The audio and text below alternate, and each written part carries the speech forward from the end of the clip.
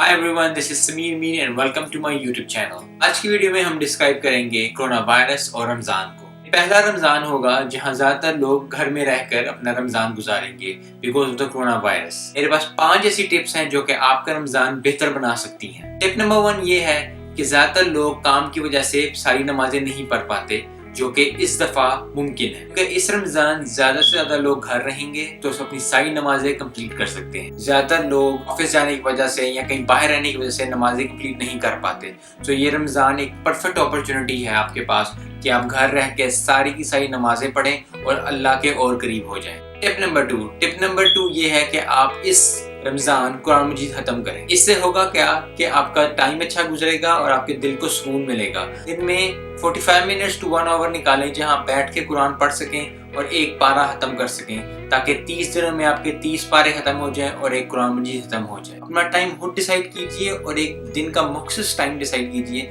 जहां आप बैठ के कुरान पढ़ें और खुदा के और करीब हो जाएं। टिप नंबर 3 ये है कि आप एक दुआ अपने लिए मांगे, सिर्फ एक दुआ। ज़्यादातर हम लोग मल्टीपल दुआएं मांगते हैं और कंफ्यूजन का शिकार रहते हैं। एक दुआ से होगा ये कि आप मोर फोकस रहेंगे और आपको पता होगा कि आपने क्या दुआ दिन में मांगनी है और at the end of the Ramzan इंशाल्लाह आपकी दुआ ज़रूर कबूल होगी। टिप नंबर 4 ये है कि आपने अपने अलावा एक इंसान के लिए दुआ मांगनी है रोज़ाना। 30 दिनों में 30 लोगों के लिए आप दुआ मांगेंगे। अगर आप किसी और के लिए दुआ मांगेंगे तो आपको बहुत अच्छा लगेगा। ज़रूरी नहीं है कि आप उन लोगों को बताएं, ये सिर्फ आप और आपके अल्लाह के बीच की बात है। टिप नंबर 5 ये है कि आप एक आयत कुरान की याद कीजिए और वही सारा रमज़ान लोगों को बताएं। उसी आयत का उर्दू तर्जुमा सीखिए और उसी आयत का इंग्लिश तर्जुमा सीखिए।